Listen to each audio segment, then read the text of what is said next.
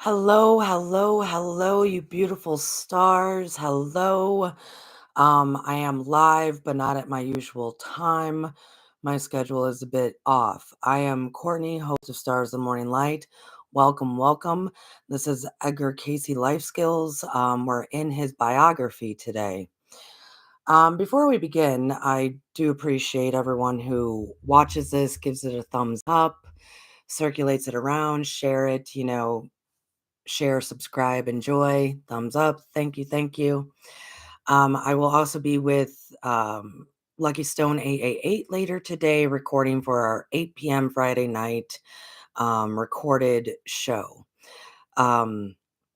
Normally, Edgar Cayce is on Wednesdays, but I was struggling with back issues. And I know everybody's like, why is she talking to us about her back? Because it's actually apropos. After reading where we are in his biography this morning, we are ending today with chiropractic care in Casey's story that kind of shifted his mentality about his gift. So, how fascinating that I was not with you on Wednesday at 2 p.m. because of back issues and had to seek chiropractic care. I am an advocate for chiropractic care. I am. We have to think, folks, our spine connects everything, all the muscles, all the everything, everything.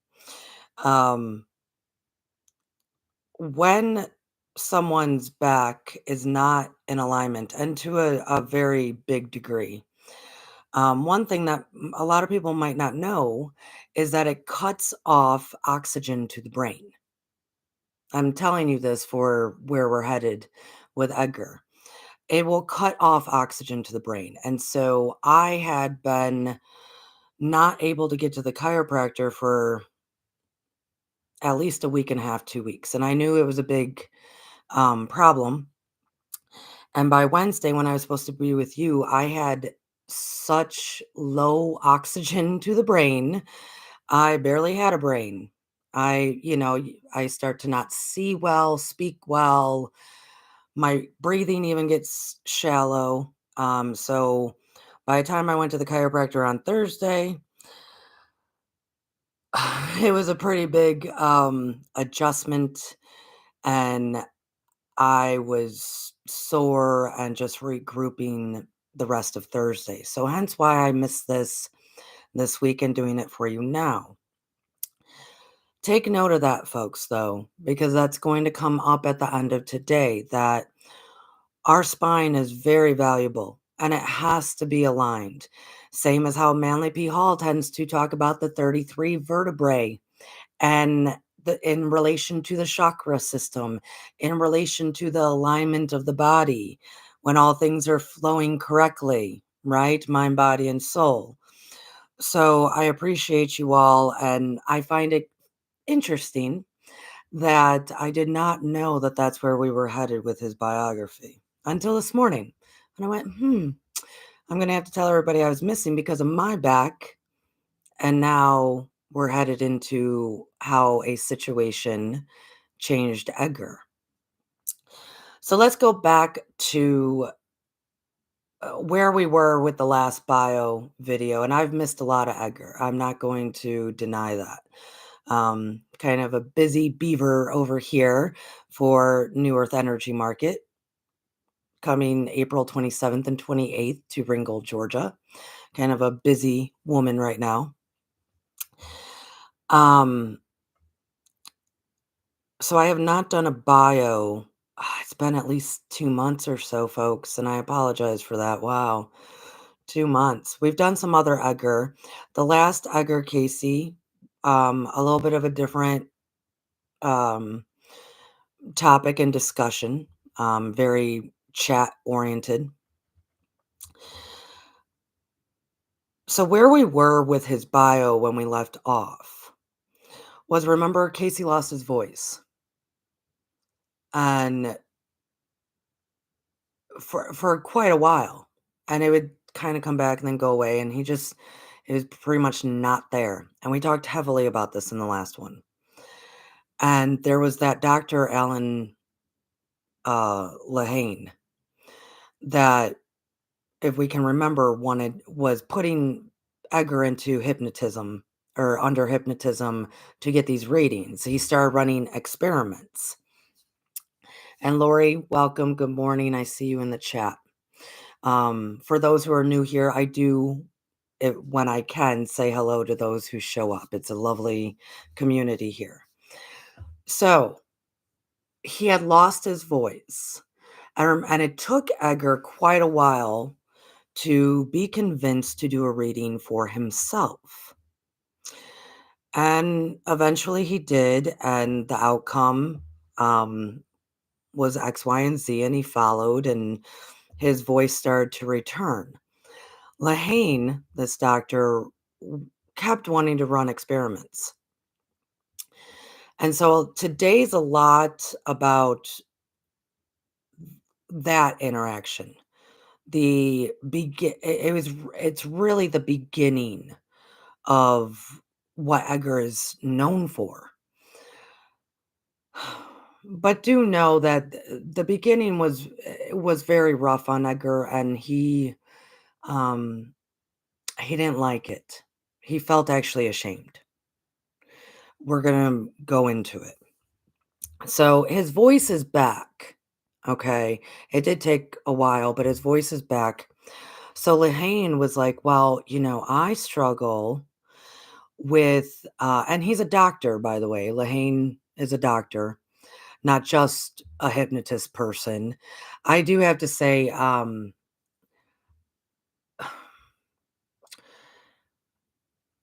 it is referred to as hypnotherapy. And I have witnessed out there people who are hypnotists. When they're advertising for themselves, they tend to remove the word hypnotist, and just use the word therapy. Please, everyone in today's world, pay attention and make your inquiries, because therapy and hypnotherapy are two separate things. And I'm witnessing that, and it's disheartening. But it's what you will find in the world, because the word therapy is attached to it, so therefore they just remove the first word. Um, so Lehane wanted to start running these experiments, and one of them he did for himself with Cayce. He had some like debilitating gastrointestinal thing going on that really messed up his throat and his nose, and it was more than just acid reflux. I mean, there was something pretty serious going on that this doctor couldn't figure out. So he put Edgar under. He got a diagnosis and got a treatment, and was hunky dory after that.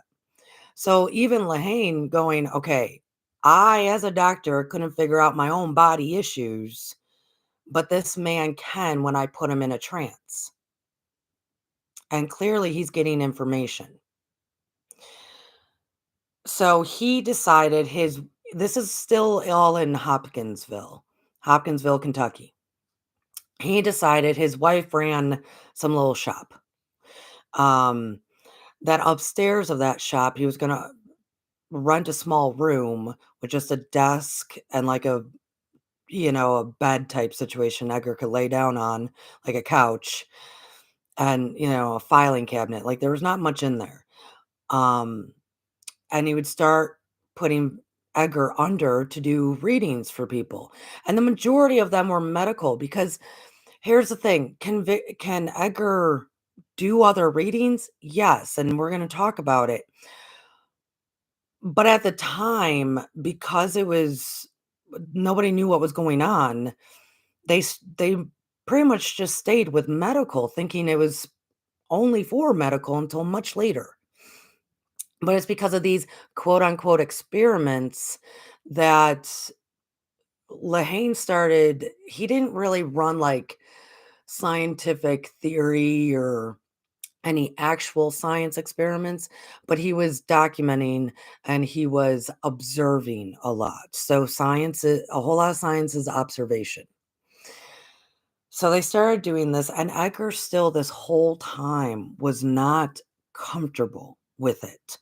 But because it wasn't publicized as much as some other stuff had been, he was willing, because I think there's a part of Edgar too that kinda wanted to know as well, but he didn't trust it. He felt ashamed of it. He was a devout Christian, and of course, this is awkward and freakish, right? So, as word kind of started spreading, it was mostly to Edgar or Dr. Lahane's family and friends. So some people would come in that were, first cousins of Edgar and, you know, one woman, don't you love this? He diagnosed and cured and gave the cure for what had just gone down in record as woman disease. So we have no idea what was really going on with this lady, woman disease. Um, Another was like kidney disease issues. So they had a woman in there recording this stuff, um, Addie.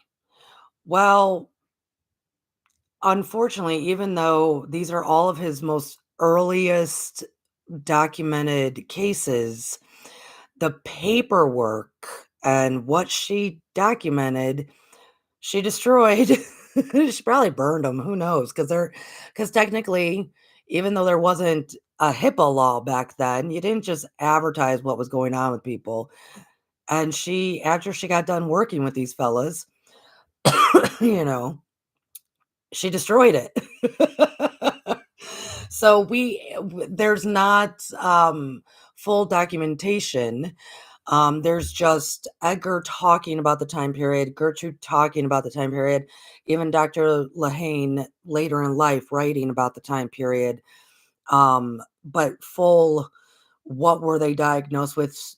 Who were the readings for? That kind of documentation is gone from this time period. Um, which is fine. That's what happens, right? Um, but Dr. Lahane, he started noticing stuff through his observations. And this is where I kind of want to step in and talk a bit more about the difference of like Casey, who didn't know exactly what was going on, right? Opposed to Akashic readers of today. So I'm going to pause for a moment. And please also do know, folks, that I am still very sore from having to go to the chiropractor, and I was very messed up, everyone. I was very, very messed up with my spine. Um, that I'm still pretty sore. So if I kind of move, yesterday I wouldn't have even been able to sit in this chair. So I am doing better. Thank you. But I'm still a little bit, I might have to shift and move some. So, what Dr. Lahane observed, first of all, and remember, he's hypnotizing, he's putting Edgar under a trance. So even at this time, Edgar didn't really know he could induce it himself. Remember, for him, it was just when he falls asleep. He doesn't even realize that his sleep is quote unquote deep meditation or trance. So he's also thinking he's kind of dependent on this Dr. Lahane to even do this stuff, which will come up. Okay. So, out of the observations, Dr. Lahane noticed that Edgar he couldn't eat before a reading. And if he did, like, it would be too hard to put him under. And or let's say he did eat a meal before a reading, Edgar would come out with like horrible stomach issues.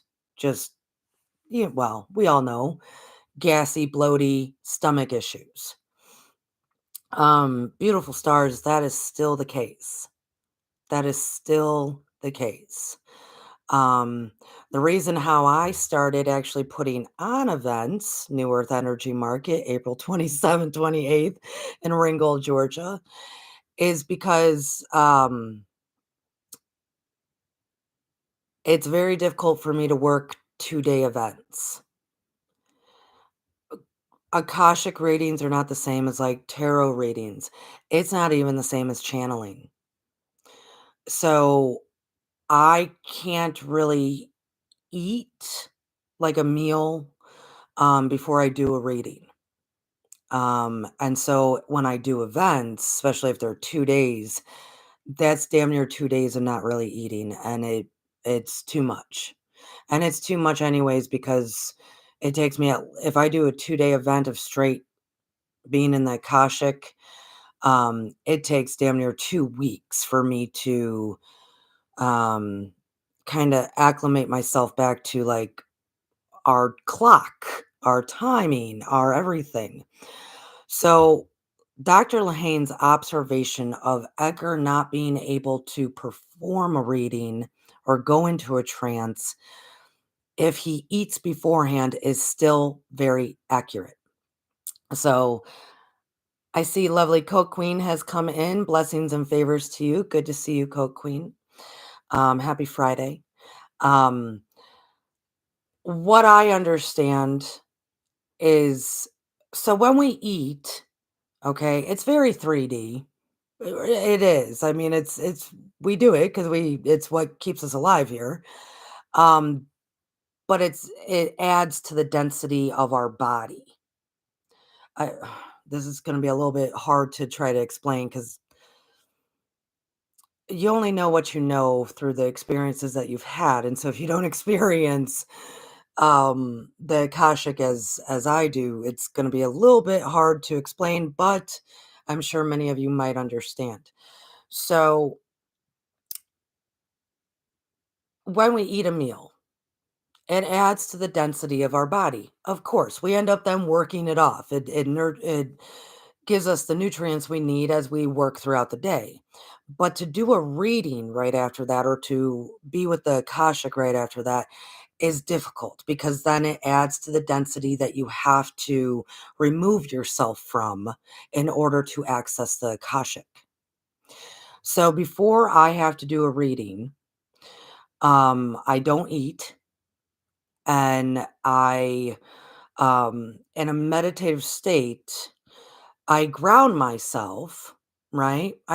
This body and me are still attached, and I do want to come back to myself. I don't want to not come back to my beautiful body. So I ground myself, and then my consciousness leaves. My body's still here, but my consciousness leaves. Now, there's a big difference between Edgar and myself. Um, and I see Jackie J came in. Good morning, my dear. Um, Happy birthday this past week. Um, Edgar didn't know what was happening with him. I, on the other hand, studied, practiced, worked very hard to do what I do. They, I'll share this again, especially if you're new. I do access the Akashic. I'm an Akashic practitioner, messenger, reader, however people want to say it. The Akashic records. I just say messenger. That's how I prefer it. Um, that's what they refer to me as, so that's how I prefer it. I don't really it's not a reading, so I'm just relaying messages. Um, when I started out, not only did I research and study and learn and even got tips from places as to how to try to access, it wasn't just that. At least for 4 days a week or 4 times a week, I worked on it. I and, there's a whole process to it, um, and which will also come up. in various ways as I break down Dr. Lahane's observations and some other stuff that I understand probably more so than Lahane. Um, so I worked on it, folks. It wasn't the same as Casey, who naturally, or these people who have an accident and then naturally they're doing things. We've gone all through the head trauma stuff here in his bios. I chose to work towards it. Now, do I think a lot of people can access it? Yes. But it does take dedication and it takes a very, very big foundation in meditation, a very huge foundation. And when I say I have a foundation in meditation, that is very true. I was taught meditation by when I was 8 years old to handle nightmares, especially past life nightmares, as most children do. And I kept going with it because even at a young age, I realized, oh, I enjoy this. This is good. I just remembered a few months ago because some kind of post triggered a memory. When I was 16, I chose to go into a meditative state for over, I think I did it for 28 hours. I chose at 16. What 16-year-old goes, I need to do this for my own spiritual growth at 16? Now, did I apply any of that stuff afterwards? Probably not. As we talked about in Casey's bio a lot, we tend to run away for a while and try to avoid with, you know, drinking, drugging, and all sorts of rock and roll. Um, So I am actually very my foundation is very by the time I was 21, I was teaching meditation. So to me, that is a huge, huge element that has to be in place. Do I think a lot of people can access the Akashic? Yes. Do I know the Akashic wants you to? Yes. Yes. So I'm just putting that out there. So if any of you want to try, that has to be in place, and for Edgar, it was already naturally in place, right? He called it going to sleep. They called it a trance. It is a deep form of meditation. So back to the non-eating, because it adds to the density when essentially you're having to exit the 3D density to communicate with the Akashic and be present. Food does not help in that. Food weighs you down. Food, think of like after Thanksgiving dinner. Well, for a reader, for a messenger, that's an everyday occurrence. We cannot eat while doing it. So I just wanted to that is still apropos. This is an observation that Dr. Lynn made that is still very much in effect. There were some other ones. Um,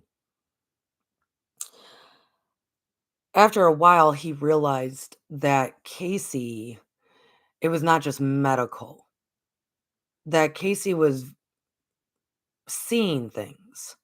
So it wasn't just a dialogue coming through. So Dr. Lehane originally thought that, well, first he originally thought it was his subconscious, of course, because he's a hypnotherapist. And then he kind of quickly changed that because a person's subconscious is not necessarily going to pick up on everybody else's subconscious. It's not exactly the same, right? Your subconscious holds a lot of things, and we've talked about the subconscious here a lot.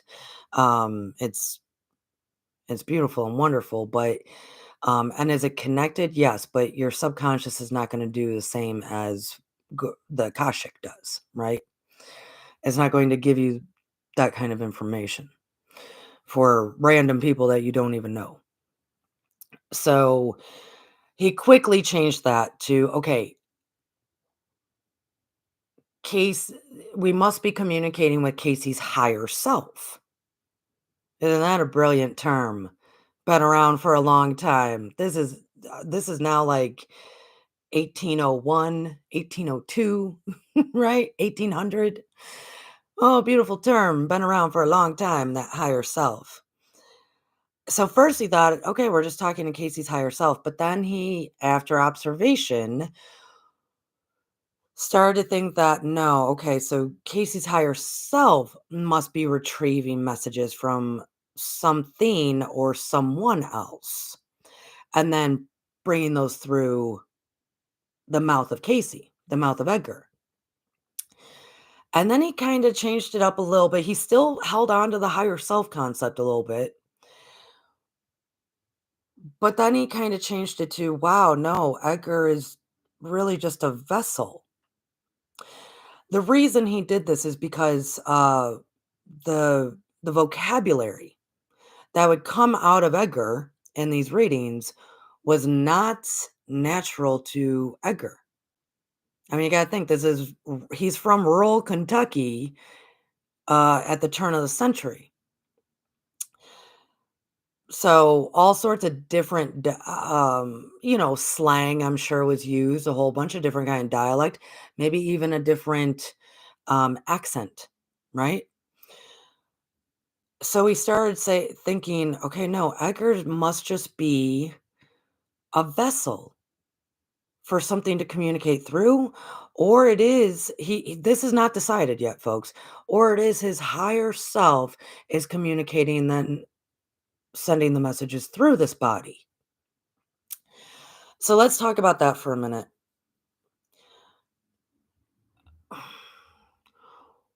When I do a reading for people, the difference between Casey and like I said, I know what's happening. Casey didn't. We still have the same outcome as to when the reading is done and I'm in my full body of form again. My consciousness is intact. Do I remember what was said? No. I mean, most likely whoever's in front of me or on the phone with me or what have you has to rejog my memory, or the next time I talk to him, my memory. I don't remember anything. Neither does Casey. It's not, um, which I can go into as well. But the part about the vocabulary, when I first started, I would deliver the message exactly as it was given to me. I mean, the exact words. But after doing it for a while, I wanted to feel more comfortable. I wanted to be more, not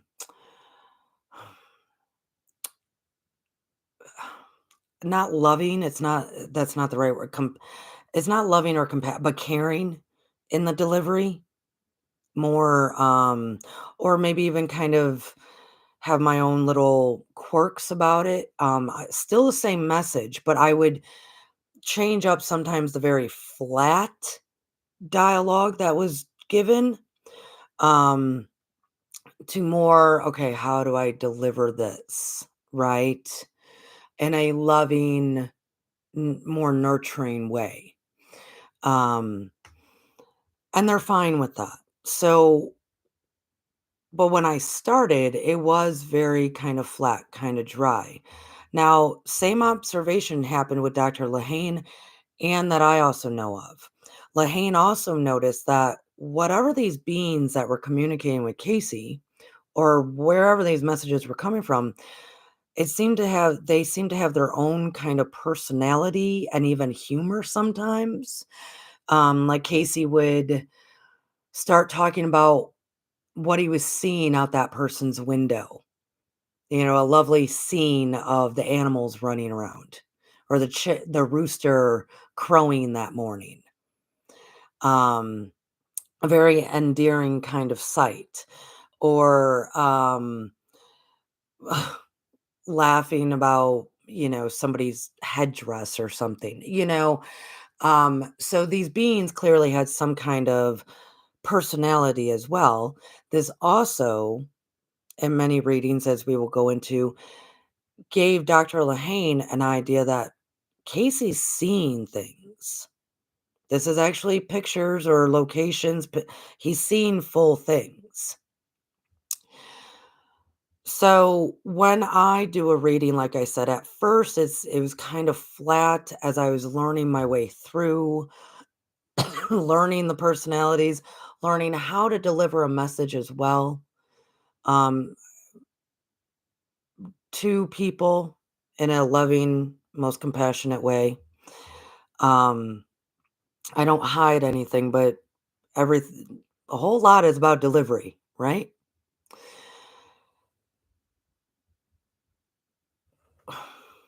So clearly, I guess I have to talk about how the Akashic works internally, right? Like, how does a reading work for you to get a kind of full scope? And I'm doing this because I've talked about the Akashic a lot, but I guess I never talked about it in terms of what is it like as an experience for me and an experience for them receiving. So I can't eat, as we've already established. I can't eat. I ground myself because I don't want to. I need to be grounded, folks. I have to be grounded because I am a part of this planet. So to have my consciousness um, be somewhere else, I have to have a full grounding here that I'm anchored to come back, right? When I work events, opposed to being at home or on the phone or even in person with someone, I will tell you, can I still function? Can this body still function now? Like, imagine if I'm at an event all day, and I don't do this often, like I said, and it's just readings after readings after readings, and pretty much my consciousness is gone. It's in the Akashic. Can this body still function? Yes. Um, I'm much slower. Like, let's say I have to go to the bathroom. It's going to take me quite a long time to acknowledge that this body needs to go to the bathroom when it probably needed to go to the bathroom like an hour or so before. So it's hard on my body, everyone. This body can get up and, let's say, walk to the bathroom, but I have just a very narrow sight. Everything else is kind of hazy. That's the best way I can say it. It's kinda like a narrow tunnel, so it's very hard for me, like, God forbid it's very crowded, because I can't really see what's happening outside of my straight line of vision. If I do readings in person, I can look at the person right ahead of me. I will not see much going around. Um, so it is hard on my body, and I do also have to drink a lot of water. A lot of water. Um, I mean, I already drink about 100 fluid ounces a day. When I work an event, it has to be a lot. Hence, my body probably has to go to the bathroom, but I'm not knowing it. It's hard on the body, folks. So, I also at some point decided if I do events, I have to take a couple of breaks and I go outside and I touch a tree. I find me a tree or I touch the grass. I find some part to ground me because I should not be out of my body for long periods of time like that. So I am able to function in this body of form enough, but that's why I do not do events that often. Now I just create them for everybody else. Because events are cool. Um, we will the aspect of how hard it is on the physical body, we will go into as we get to it with Casey. It is, folks, it's hard on the body. But I also don't think Casey actually he didn't know about these concepts of like ground yourself, Casey. Ground yourself, have somebody around, you know. Um, if I am doing one over the phone, I will tell you, my eyes are usually closed the whole time. I'm on speaker with the person, my eyes are closed the whole time because it does make it easier. Um, So I just wanted to put that out there that what Dr. Lahane is noticing is still accurate for today. Okay. In a reading, like I said, let's say you called me and I'm giving you a reading and we're over the phone. My eyes are going to be pretty much closed because, as Dr. Lahane has found out, you're not just hearing. See, here's the difference between Akashic and channeling. Channeling might give you some images, some snapshots, but it's mostly communicating with ancestors, guides, you know, maybe that person's guides. Also, channeling's different. It is very much messages with maybe a few snapshots of things to get the accurate um, understanding. The Akashic is not just messages. It is you're seeing everything. Whatever needs to be seen is seen. So I have eyes to see and ears to hear.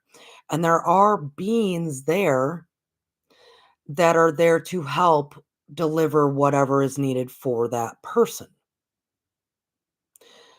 They might have different personalities, right? There might be one, as Dr. Lahane noticed, that is admiring the rooster crowing as you view outside this person's window. So there's two ways of viewing for me. If it's something, if it's something intense that I have to then also feel, yeah, I get to also feel. If it's some, let's say it's trauma based for someone, I will actually see it through that person's eyes because I have to have the full experience of what this person has gone through, and I have to see it through their eyes and experience the feelings, okay, to get the full scope. Or or it's like, it's kinda like remote viewing. I'm there. I'm either, like, hovering around, seeing from kind of a bit of a higher up distance, or I am, walking the grounds, let's say that. And these beings are showing me all this. They're showing me, but I tend to have to experience stuff, um, to really get the full scope of what that person needs. Also, hard on the body. Also, it's lovely that I don't remember afterwards because it's not mine to carry around, right? Lovely that I don't remember afterwards because that would be way too painful and it's not mine. So, another thing that as to why we forget, it's not ours to carry. We're just messengers. So, um, within that though, Casey too was being shown stuff. So this is why Dr. Lahane, so it was getting messages, definitely cures and what diagnoses. Um, and the more experiments they did, quote unquote, putting Edgar down, the more they would get these kind of personalities coming through. So Dr. Lahane started noticing, wait a minute, the patient doesn't even need to be in the same room, let alone the same state, and possibly not even the same country. What is happening here? Right? Um, Edgar seeing stuff that doesn't necessarily have to do with anything medical. See, originally they thought, okay, they're just seeing that body that they're diagnosing and kind of maybe seeing internally what's going on. And then Edgar started giving all these stories, seeing all these things, communicating all this stuff. Um, so one of the best well-known stories and kind of one of the first. So Edgar's in Kentucky with Dr. Lahane and a businessman from New York. I think he owned, like, a railroad, if I remember correctly. So, I mean, like, money, right? Money man from New York. He had something going on. Did I write any of this down? I don't know what his problem was, but he was suffering from a very debilitating disease of some kind. Doctors weren't figuring it out. I can't remember what it was. So, through the grapevine, he reached out to Dr. Lehane and said, "Hey, I'll try anything." And Edgar did a reading for him. Now, remember, this man is not in Kentucky. He's not in the room. He is in New York. And Edgar did a reading, and I don't remember what the issue was, but the cure was called Clara water. Clara water. Well, then this businessman in New York was like, "Okay, I've never heard of that. I will try to find it. I mean, I'm in New York. I everything's here." Think back when. Um, he couldn't find it. So he put a new he put it in the newspaper, the New York newspaper to, "Hey, I'm looking for this. Does anybody know where it is or what is it?" Well, then he gets back, and remember folks, this is all correspondence like the US Postal Service. This is not people picking up the phone too much. This is definitely not texting. So, it's taking time, right, to get these messages back and forth. So he puts that in the newspaper like, "I'm looking for this Clara water." Then he writes to Dr. Lehane and says, "I need Casey to do another reading for me because I can't find it. I need to know what it's made out of." And Edgar gave, you know what? I'm going to go to the book. Edgar gave a description. Yeah. So Dr. Lehane put him back under, and where is it? He said he was to use distilled water as a base into which he should dissolve garden sage, ambergris, grain alcohol, syrup, cinnamon, and Gordon's gin.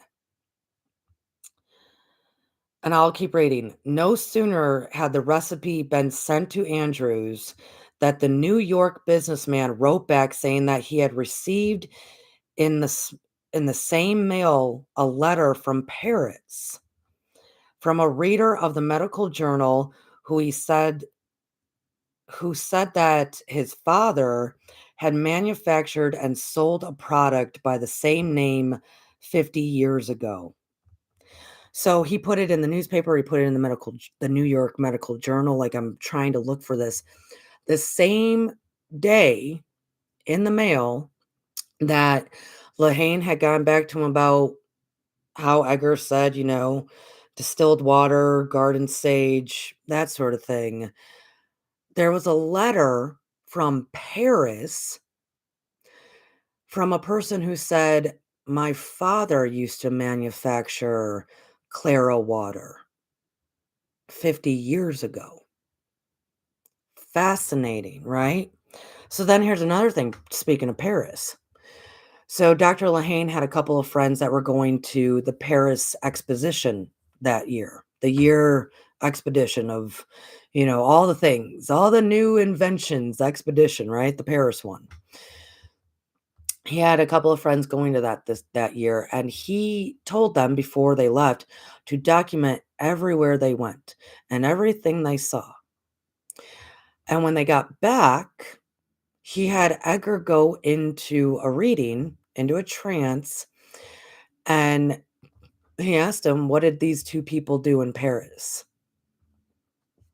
And Edgar was giving full on descriptions of their itinerary, even to where they ended up at, like, a burlesque show at the end of the night that Edgar would have never spoken about in his natural state, right? So, this is when Lehane was like, "Okay, this is not just medical." He is knowing stuff that no one would know. I think there was oh, I do wanna make clear that what another little good thing to know about the Akashic. So, now word is getting out, and people, of course, are like, "Oh, we can use this for anything? We can use it for anything?" One detective, I will say, a private investigator or a private detective, whatever, went to Casey and Lahane to find a lost wife.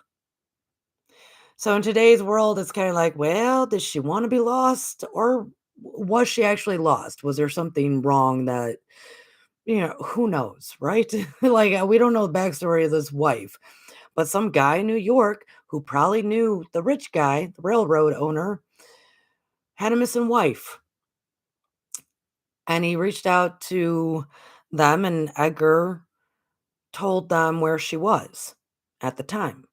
Well, the private detective went to that hotel and realized that she had left. So he then went to Casey to be there personally and was like, "Where is she right now?" And Casey said she went here, then there, then she took this train here, now she's here. And it was accurate. The wife then was returned back to the family. Different time, folks. We know this, different time. So I want to point out that, well, let me just read this.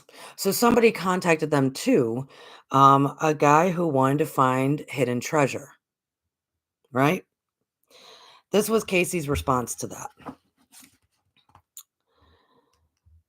So I'll just read this really quick. It said, the success of his reading prompted another man to approach Edgar Casey for help, this time to locate some hidden treasure. Casey's reading ended as abruptly as it begun. He said, "This land and this treasure does not belong to you, and it would not be right to give you the information." Done, right? So, oftentimes, folks, I get questions like that. Believe it or not, I get questions like that. Um, to me, it's because I'm thinking, do you know who I'm talking to? Like that is not what they're concerned with. Um, but I get questions like that often. Or am I gonna win, $1 million in the lottery? Where's the hidden treasure? Or I get very odd questions. And the records would respond exactly like that. If it's not for you, they're going to tell you it's not for you. There's also been times that the records have informed me of how things are not for this person. And then when I say, okay, so how do I tell them this? Right? How do I tell them a little bit more gently than no, or, especially if it has to do with like relationships, right? Um, and there's been times that they would say, Courtney, there is nothing you can tell this person. They're not going to listen. Like, especially when they're in very big denial about their, um, maybe extreme damaging codependent issues that this person, the person you're in relationship with is not going to be able to handle X, Y, and Z that is actually a part of you, right? There's been many times that either they say this so it can kind of seep in appropriately so they can understand, but there's also been times that they say this is what's really going on, but they're not going to listen to anything you say, so you might as well not waste your breath. They're not going to, yeah. And what am I supposed to do with that? I can't come at the person and be like, listen, you're a part of this equation too. It's not all them, right? And try to get someone that's in extreme denial out of denial. It's not my job, right? I'm just a messenger. So, even with stuff like that, treasure hunters, it's not, they're not going to give you that information because if it's not meant for you, it's not for you, right? They are very, very clear on what is available to give and what's not available to give. And another thing too, let's say it is a relationship aspect. I can't get into that your partner's s- information. I can see some from the fringes of your relationship and kind of get an understanding as to what's going on with the situation and a little bit of what's going on with them. But I can't get into their story because it is all based on permission. I respect permission. I would never do that. Now, children are a different story. I can get into, like, if you have children, I can definitely look at them through your permission up to the age of 14. After 14, I actually need that child's permission, which I personally, integrity wise, don't do anyone under the age of 16, right? And even then, I mean, I've done maybe a handful because of a circumstance. Um, and it was more medical. But 18 and older, right? 18 and older, but Akashic wise, the parent can give permission for a reading for a child, because then we're gonna be talking about this because we're gonna end with a child reading, that Casey did, but only to the age of 14.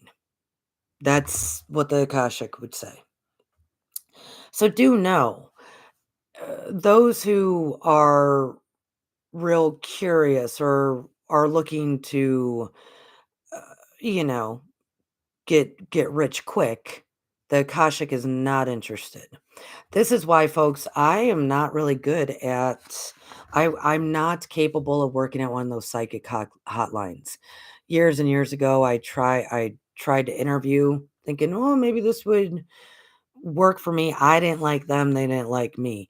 And it's because the Akashic is going to give you what you need, not what you're necessarily wanting a yes or no for. They might start telling you about something that you had no idea about, but you need. So, in that arena of very much yes and no, psychic hotlines, I am definitely not what they want. I am definitely not what they want. So, uh, it is what it is. No shame to those people. I'm just saying I'm definitely not, and that's the thing too. There's ones on there that say they're Akashic. I don't believe that's Akashic. I really don't. So, um, moving forward, I hope everybody is well this morning. I know it's kind of a interesting. This is mostly about the Akashic and how it really works as a messenger, as a reader. Good to know though. So Edgar, throughout all this, let's say it was like a year or so. Um, of doing these experiments, he still felt very ashamed. He used those words, ashamed. Devout Christian, not really understanding what's going on. Remember, this was a time period of a ton of charlatan and all this stuff in um, typical society, especially church. This was all very taboo and snake oil salesman type stuff, right? So he tried to get away as much as he could, and Gertrude allowed it. Go here, go there, try all these things. So he actually moved. Where did he go for? Oh, Lafayette or Lafayette. In the South, they pronounce it Lafayette. Lafayette, everybody. It's Lafayette in the South. In the North, it's Lafayette. Just so y'all know, Big difference in the South, they have feelings about that.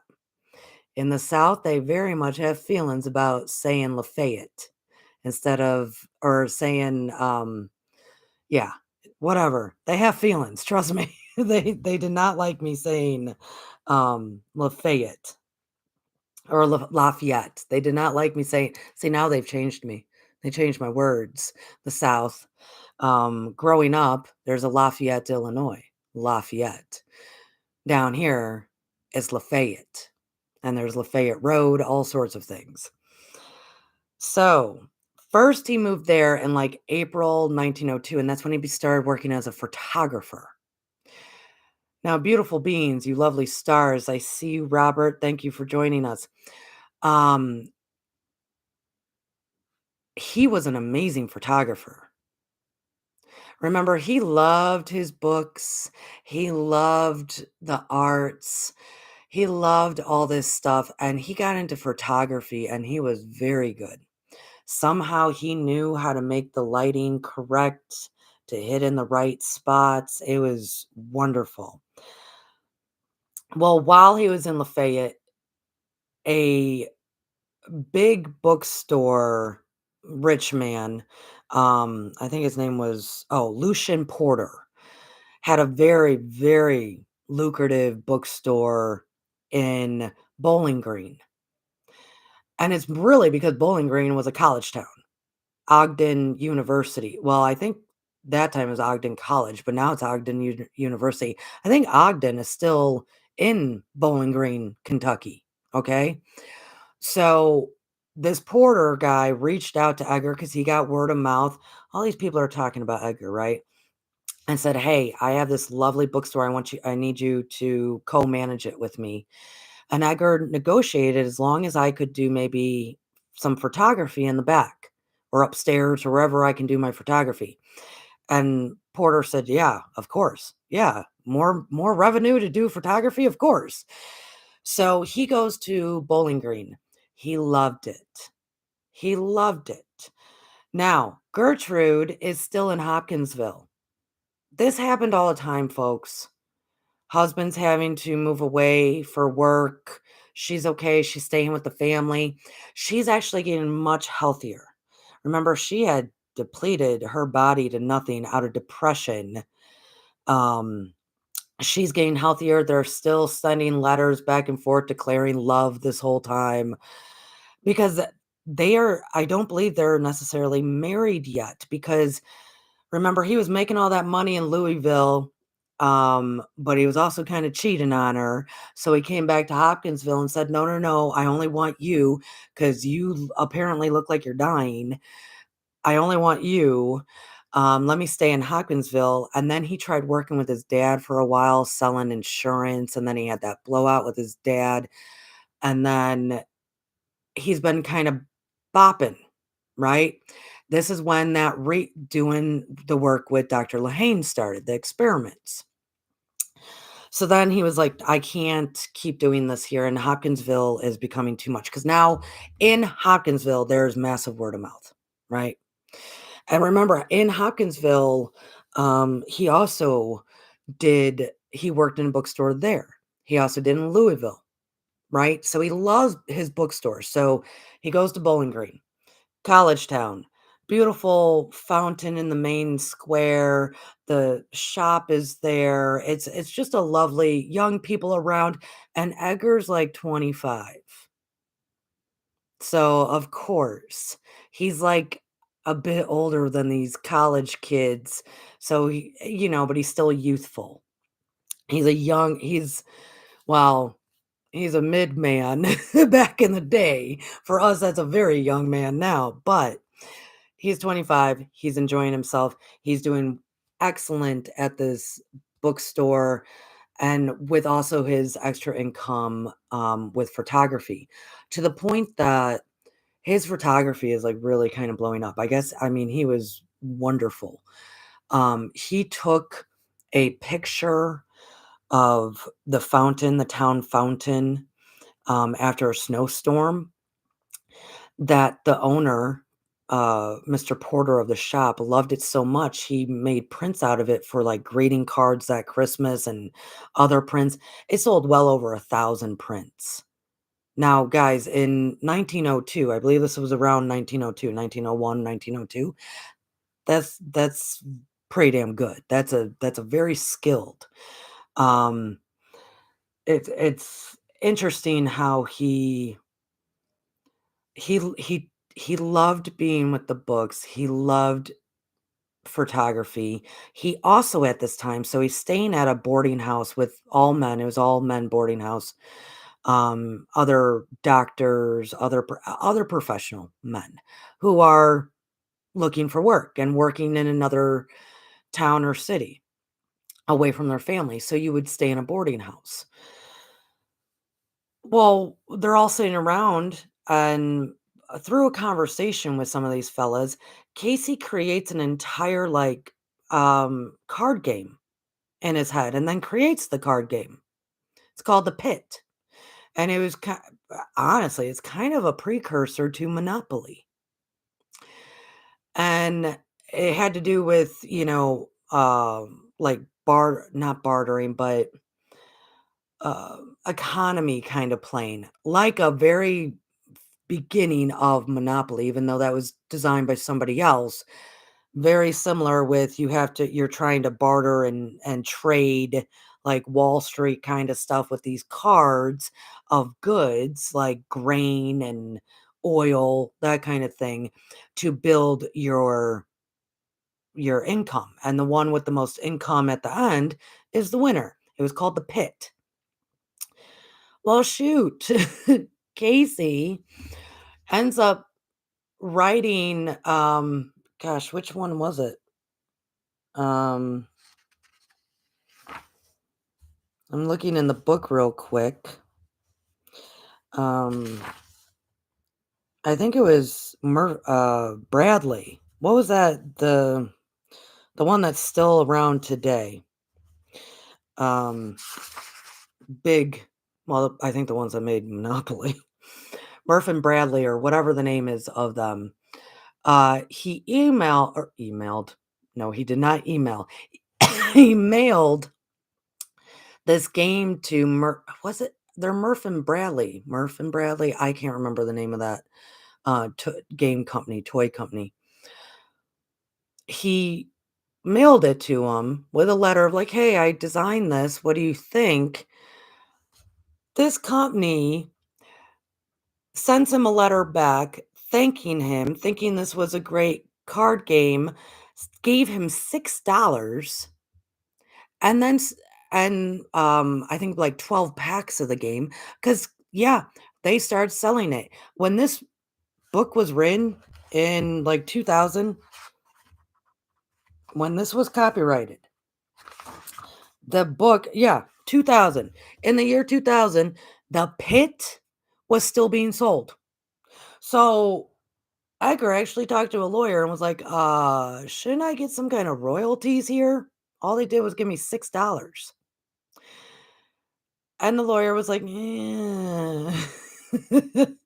You're gonna be going up against some big guns, and you kinda didn't guard yourself well enough," and so he didn't pursue it. Milton Bradley, thank you. S.O. Terry, thank you, Milton Bradley. I knew I had something right there. Thank you. So yeah, they still, as of the year of 2000, was still selling it, probably under a different name, right? That came from Edgar. I do wanna say it's hard on I don't know if it's because for those who might have psychic abilities or, um, are attached to the Akashic, including myself, it's hard to have a life that you come up with all these creative things, and then it's either taken like that was, or it's not appreciated until much later, right? In my case, I when I was young, I was a screenwriter, and that is a whole field that you can end up getting screwed in. Just I'm putting it out there, especially when you're young and you don't know what's going on. Um, so a little bit screwed, and but even then, it didn't discourage me enough. What started to discourage me is that I would say, "Oh man, I really want to like write a script for this." Maybe a children's book that I loved, like The Bridge to Terabithia, or something like that. And I go, "Oh, Courtney, why don't you just, write a screenplay, adopt that, right? An adaptation of that." And I would have this thought, and I would start brainstorming in my mind, and I'd reread the books, and then in, like, 2 months, before I could even get to it, I would see signs of The Bridge to Terabithia is coming out, and I was like, "Oh, okay." So and it still happens to this day, many very clever ideas. My craft is writing. Casey's was photography and coming up with games. I've also come up with games.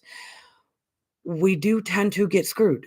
Like, I'm not trying to, or our art. Luckily, Casey, because photography was uh, it was very new at the time, people took to that well for him. It was lucrative for him. He was a very well-known photographer, and he loved it. So, I just wanted to throw that out there, that if you ever Google the Pit game, Edgar created that. They might not even give him credit, okay? So, I'm trying to give the man some credit where credit's due. Um, he got involved with a church in Bolingbrook, of course, as well, and they were not as active in Louisville, but they worked a lot with the YMCA there, early times of the YMCA, and the group he was in eventually were called the Crusaders. Beautiful stars. He was actually in Bolingbrook for, I think, around 8 years or so. But we're finally getting to the big event here, where I started with me needing chiropractic care this past couple of days, big time, which prevented me from being here on Wednesday, into Edgar finally having a reason to have to face the feelings of feeling ashamed.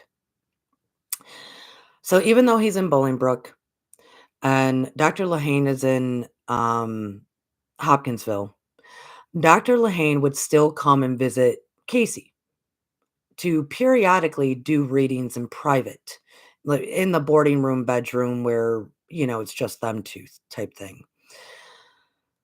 Well, Dr. Lehane ran into in Hopkinsville, he ran into the head educator. He was, he ran the school district. Very intelligent man, originally from Cincinnati, now in Hopkinsville, changed up the school system in Hopkinsville to a great he really did those kids in the public service, right? So he was the head of education. Well, he had a daughter that was not developing mentally. Physically, she was okay. Mentally, she was not developing, and they assumed it was because she had, diphtheria when she was, like, 2 years old, and all these doctors can't figure out what to do with her.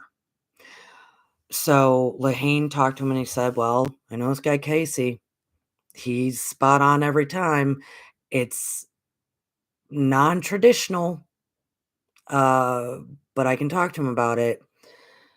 So he went and he talked to Casey, and because Lehane kinda pleaded with him big time, like, "This is a case that no one's figuring out, and it's a little girl, please." Casey actually went back to Hopkinsville. He also used it to see his soon-to-be wife, Gertrude, but he went back to Hopkinsville. They took all these back streets to go to this professor's house, and they went in the back door, and they asked Casey, "Do you need to see her? Do you not need to see her?" And Casey didn't even know the answer because he doesn't know what goes on with him. So he just kinda looked at Lehane like, "Do I need to see her? Do I not need to?" Like, "I don't know what I do. You know what I do." And so they had Casey actually meet her. and she's this little 6-year-old girl sitting on the floor, kinda playing with dolls, and the nanny's there, and he leaned down to talk to her, and she didn't even really acknowledge him,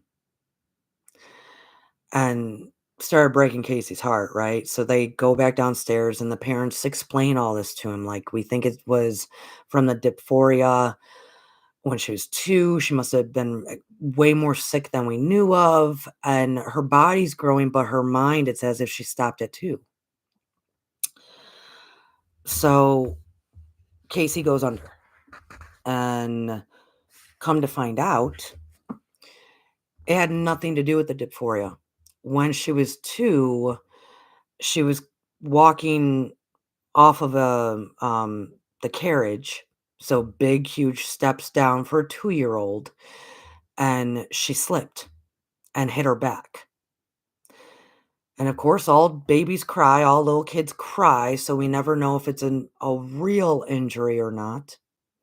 She hit her back, and what happened is in that sore spot of the back, bacteria started to form, but then it like calcified around the bacteria on her spine. And so for Casey, he was saying she has not been getting the right oxygen to her brain since then. Therefore, she has not been able to develop. This is what I started with. I wasn't even able to be here Wednesday because I knew for a fact my oxygen to the brain had gotten so low because of my back that if I didn't get to a chiropractor soon, I shouldn't even be driving, let alone anything else, let alone be able to sit here and articulate myself. Spinal chiropractic care is very important, and it's still seen as taboo. This is 1902, like, August of 1902 when he's seeing this little girl. So then it was reported that if Dr. Lehane would basically align her back, that the bacteria that was there would then kind of be open and work itself out. I mean, the body would then work out the bacteria, that would pass, and then she would start getting oxygen to the brain again and start developing again, okay? Dr. Lehane was sincere in his reply saying, "This is all new. This whole working on the back thing, like, I've gone to a few conferences, but I mean, I can try my best." So he tried some that night. Casey decided to stay the night with them to have another reading in the morning to see if it was successful. And in that reading, they said, "No, we need you to stay a third night because Dr. Lehane needs to do it again and then again. And you have to keep coming back to us because Dr. Lehane does not know exactly what he's doing." Because it was that early in chiropractic education and care. Still taboo. 100 years later, when I am telling you from my own personal, I knew I couldn't be here with you on Wednesday at 2 because I did not have enough oxygen to my brain because my back was severely out of line. To Casey, doing a reading for a little 6-year-old girl, saying she was not getting enough oxygen to her brain to develop. So, Casey walked away from this thinking and went back to Bowling Green thinking probably unsuccessful. Like, he was not expecting much because this is all new kind of treatment. He still doubted everything that he was doing. He still didn't know the importance as to why. He still felt ashamed because these are gifts that technically are very taboo, freakish, not aligned with certain criteria of the Bible, right? So he goes back to Bolingbrook, and within a week, the mother is ringing the house, the boarding room that he's at, the boarding house, telling him she said the word doll. Then a week later, she said mom and dad. Then a week later, she said this. She's doing this little girl. That within 6 months, so a child that mentally was not able to develop past 2 or 3 years old, within 6 months was a full-fledged, healthy 6-year-old girl who actually later in life graduated top in her class. That started shifting Casey's scope or, um, let's say, willing to be open to understanding more about the benefits of this. I will tell you as we move forward, that's still a struggle. And as many of you know here, a lot of this was talking about how it is when a reading happens with me and Casey, the two kind of differences, because I know what I'm doing. Casey was not aware fully of what was going on, right? Um, it does not matter if uh, I've been doing it for years. I've been doing Akashic readings since 2016. It does not matter how many I've done. At the end of all of them, my question then, and I'll say this is from me, not from them, did this help you? Because there is something about Casey and me, and there's other readers that I'm sure out there can resonate with this, that we do not know if what comes through us is going to benefit you or not. We should just trust. We should just trust. And I can understand why. It's different than tarot, it's different than channeling, right? Why I say it's different and why that question I think should still be in place with those who are compassionate. Like I said in this video, I feel what people go through. I see what people go through. I know what's going on. I would be a monster if I did not question if what I was doing helped these people. Do you see what I'm saying? Also with Casey, there is a heart that has to be present in order to access the Akashic. There is never any judgment within the Akashic. There's never any there's really not curiosity, as we're learning with Casey as well. He was not curious about stuff. Um, there's there's there's things that go on with authentic readers that at the end of it, all we are concerned about is, does this help you? Because we want to see you thrive, heal, what have you, because that is our concern, not the showmanship. And with every reading, because we're in your energy, we're in your frequency, we're feeling, we're experiencing, we're wanting you to feel and experience love in return. That's the main focus.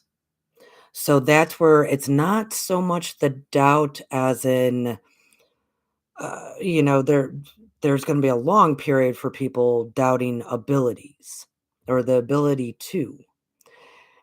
It ends up being not so much the ability to, it's the is this truly helping? Because if it's not helping, there's no point in doing it. And that's how Casey will always live his life.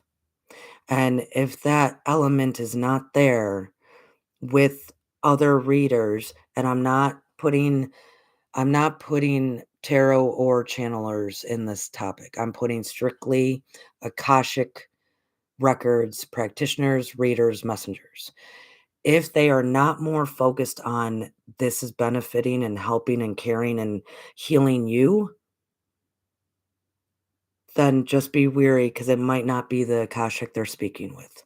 Because you can't be in that energy and that frequency and not have that be that you are heart focused. It's impossible. It's impossible. And It's impossible. It's impossible to access the Akashic and have, hidden motives or alternative, agendas.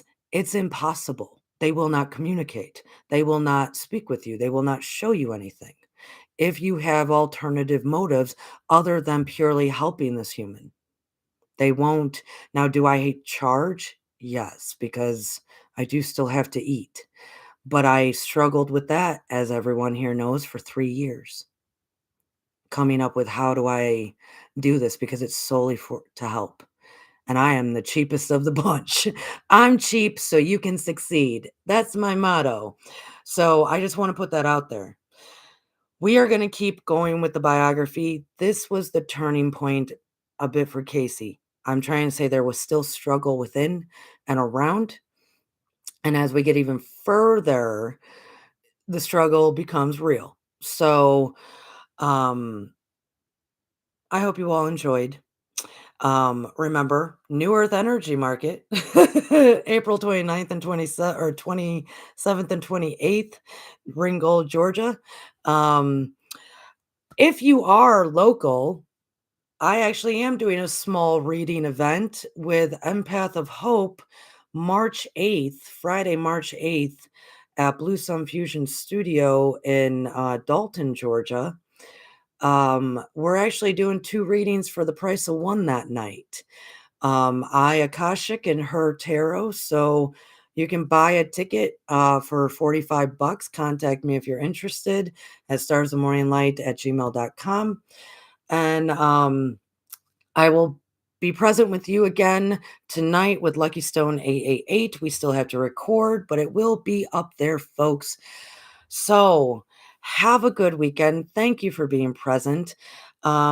Seeker, I see that you came in. Yes, at a completely different time because I am teaching I'm teaching a 7-hour workshop tomorrow. I'm gonna be working all day tomorrow. I'm teaching it, and so I have to do a lot of prep for it today. So thank you for listening and participating early this morning.